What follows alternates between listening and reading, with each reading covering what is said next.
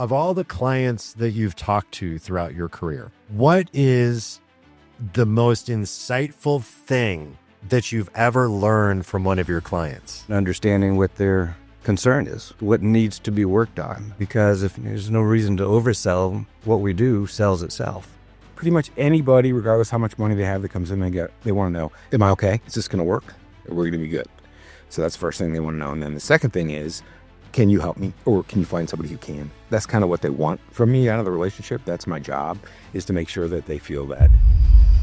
Brian, you've been with Portfolio Medics for a long time. John and I kind of consider you part of our founding team of what we've done. It's been a really amazing ride. I'm curious, of all the clients that you've talked to throughout your career, what is the most insightful thing that you've ever learned from one of your clients? What comes to the top of your mind? I think it's probably would have been some of the more difficult clients or the more difficult solutions, right? To listen as much as I possibly can and understanding what their concern is, what needs to be worked on. It's just finding the fit.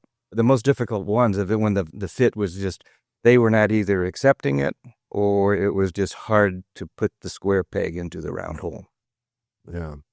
Walters, you're a CFP and you think a little bit differently than a lot of other advisors that are out there selling stuff, right? You're very deep into the planning side. Give me an idea of, like, when you're working with a new client, how about this one? Maybe the best question any client might have ever asked you. I was kind of thinking about your question to Brian earlier, and this kind of, I feel like, summates what really everyone wants to know, and it's really pretty basic.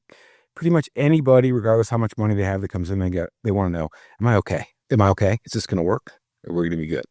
So that's the first thing they want to know. And then the second thing is, can you help me? Or can you find somebody who can? That's kind of what they want from me out of the relationship. That's my job, is to make sure that they feel that and that we're working together and they understand that they're okay. So essentially, I feel like that's everybody's question, is that, am I okay? As a fundamental basis for the relationship, right? Yeah. The biggest thing for me is I'm always trying to think about, like, how do I relate to someone, whether I'm working with an advisor, I'm working with a prospect. And I always try to put myself in their shoes. What was, like, the last tough situation you came across? Yeah, the last tough situation was a woman that frankly didn't have a lot of money. She was a single woman and had been a professional, but like terribly underemployed since like '08, I think. Her job went away and then she was semi-employed. And then I think you could just see her being worn down, to her confidence level was so low. She was like working part-time at Kohl's. She's a professional with a college degree from Purdue. So she asked me, can you help me? And she had been actually a hoarder. And then that's how poorly this woman had been, treated and overlooked. So basically, what I got her to see, and she asked me if she was okay. And I said, no, you're not. I had to say, no, you are not okay. You need to get a job earning at least $50,000 a year. You're going to be broke here by sooner than you want to know. So her confidence was shot. So I hooked her up with a job coach that I work with, and they worked together and she was able to get a job. I go, when's the last time you updated your resume? She goes, I can't remember.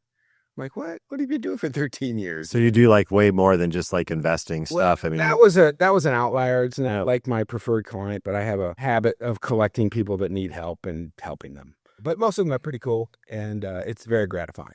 Brian, big thing for you, retirement income. Give me one of the success stories that you've had dealing with a client and dealing with retirement income lately. Oh, quite a few. Let me go back real quickly because I kind of thought a little bit more on my first answer. I think the whole idea of listening and the square peg, round hole, what I have learned more than anything else is to cut and run. The sooner I find out and the sooner I communicate to this person that we are not a fit, there's no reason to go to a second or a third appointment when I knew up front, right? Just to be kind or supposedly be kind. It is a kinder and gentler thing to do to say, we don't belong. I can help you find somebody else if you want. Interesting. Robbie, you ever find yourself in a situation like the new prospect in the door and then all of a sudden it doesn't feel quite right? I let my prospects know that I'm interviewing them as much as they are me. I'm like, I don't want 400 clients. If I give people my backstory, at Edward Jones, and I'm like, it was kind of uncomfortable from the get-go. When Jones told me they wanted me to have 400 clients, I'm like, I don't know 400 people, and I don't want to know 400 people. So, we have to jive here. Yeah. And we really do. And I'm like, this is going to be completely different than anything you've ever heard. We're out of the box thinkers, and it's all about mitigating risk. We profit through mitigating the risk better than anyone else. And that's the short version. Well, that's awful confident. I am confident. I would listen to you in there. I'm more confident in you than it sounds like you are in you, because I love what we do. I mean, what I want to hear about you is not so much about like client relationships, but where you light up to me is I remember when I first met you and you were with Edward Jones. Yeah. And you felt like you were stuck in a bit of a box. Well, I hated it because I'm not an office guy. I don't want to be stuck in an office. As a matter of fact, no one comes to my office. 0 people come to my office. I work out of the living room, okay? I am my clients. I mean, we're all buddies. I got clients come stay for a week, stay in my house for a week. We hang out. I go stay in their house for a week, and we fish and play golf and do all that. And that's what I want to do, and I thought people were going to come to my office, and sit in there and, it's going to be the brick and mortar perspective, but it just hadn't worked out that way. And I like going and sitting in their living room and doing things with them. And yeah, Jones, I don't know, man. I'll tell you what bugged me is everything that they pitched me was about keeping the people that work for Jones happy. I'm like, what the fuck are we doing? I'm like, you in there were talking about, I'm nervous because you love your clients. I love my clients. I'm like, how about them? Let's worry about them. Yeah. And that's what I feel like we do really well. I think one of the most inspiring things, and I talked about Brian earlier this morning and how he was such an influence for me and us being able to do what we do. But you have been an influence to me, because I remember when we first met and you were like, hey, there's this opportunity to take this back cover of this magazine that can get published. Remember the photo shoot? I did. That's cool. I've still got a few of those. Yeah. I was like, man, this is a guy that's like totally free. So give me like in the 60 seconds or less, your independent story, what you felt like and where you are and the difference in just the short amount of time that you've been able to change yourself. So real quick, I'm trying to think about which road to go down, but you taught me freedom. I mean, look at you, dude. You look like ZZ Top, not. And I remember when we did a sales trip, right? Yeah. And we go in to see this really conservative, mid-70s-year-old guy, and he's out of the big box firm. And I remember being freaked out. I asked John the night before, I'm like, are you going to shave before we go sit with that guy? It's like, hell no. And I'm a little bit nervous. But like now, like when I go see a client now, I wear T-shirts and flip-flops in the spring and summer, and I look like fucking Garth Brooks in the fall and winter. And I don't care what they think, because that's got nothing to do with it. And you gave me that freedom. And, how much you bringing in this month? That was all the Edward Jones calls I ever got. And I am free. There's some times where I don't hear from you for like months. What are you doing? Well, I'm just living, man. And, I live a cowboy life. I'm almost quit playing golf. We were talking earlier about. You're not even playing golf anymore? I don't even know that. Not much. I mean, What is your son and wife? Yeah, that's everything to me. I do whatever they want to do, How old's your son now? 10. 10. Yeah. What's he into? He is into Rubik's Cubes. He's kind of a nerd. We kind of race, solving the cube and water parks and soccer, all that stuff. I just love the fact I can drop him off in the morning. I come home, make calls. If I got to go see somebody, I'm going to line that up. And, we just kind of hang out, and my wife hurt her back about 18 months ago. I had to come out of work. And about 3 or 4 months after that, she started kind of getting back in the groove. And we were talking about her going back to work. And I'm like, you don't have to if you don't want to. She's like, really? I'm like, yeah, man. I'm like, this thing's working, darling. Just hang out. That's amazing, Robbie. That's freedom. That's freedom. Brian, you've been top of your game forever in this business. I mean, from the stuff you did on the insurance side, but really on just the client development side and working with your wife and having, coming to your house and staying with you and watching how you created this community of clients. Regardless if you think money makes success or not, you're super successful. If you're talking to advisors out there today that want to have the same level of feel of success that you feel you have, what would your number one piece of advice be to them? Be authentic, because when we look at our clients, they are us. They're the same profile of people, generally speaking. So they've gravitated to us, we've gravitated to them. Don't do the square peg round hole thing. No matter how much that person may have, boy, I'd love to have that account. It has nothing to do with whether or not you should be associated with those people. Be true to yourself, because you got to wake up tomorrow.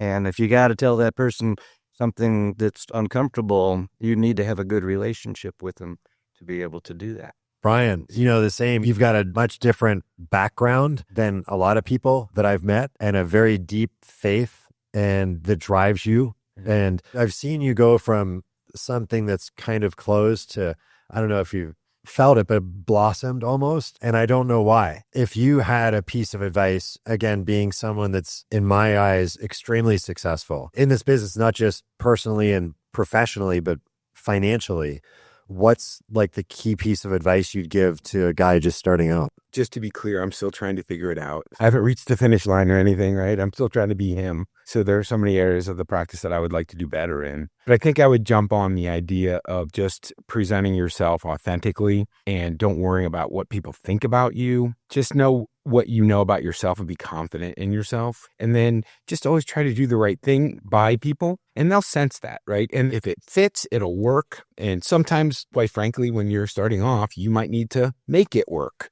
right? So be open and be flexible a little bit, right? And just pick a different level of engagement. So if it's a really good client, you really hook up, you'll get into whatever it is you do, right? If you plan, if you do insurance, right? You do it all in investments. And if they're a little closed, then maybe you just do the investments, and we'll talk twice a year on this, right? Because you need the money to keep going. So be a little more flexible on that, but just be true to yourself regardless. And don't be afraid. You always know way more than anybody you're sitting in front of, right? I've forgotten more than most people I sit in front of, right?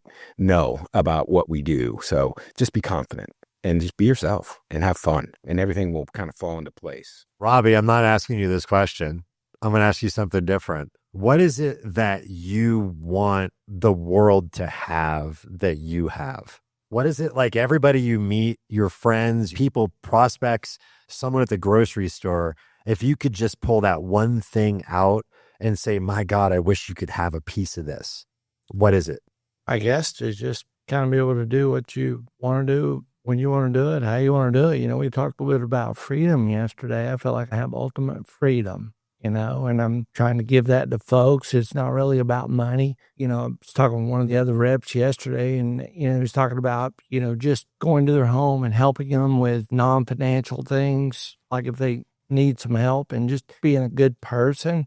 And all that just comes flowing back to you if you're just a good dude. And I believe that what we're doing is good and is better than, I don't even think those are competitors. They're just bigger names and spend way too much on Sunday on TV. We are doing a good thing, and if I can be good and help you, then I'm going to do that. I like giving that. What should someone stop focusing on that you feel is keeping them being free? I think we're sort of conditioned to think we have to do certain things that we don't. What is it you truly want? Let's frame that. Let's figure out what it really is, and then let's figure out a way to help you get it. I think most folks go around with a scarcity mindset with money. That's what they often need the most help overcoming. Even if they have $2.3 million in the bank and $15,000 a month in income, right, from pensions and everything else,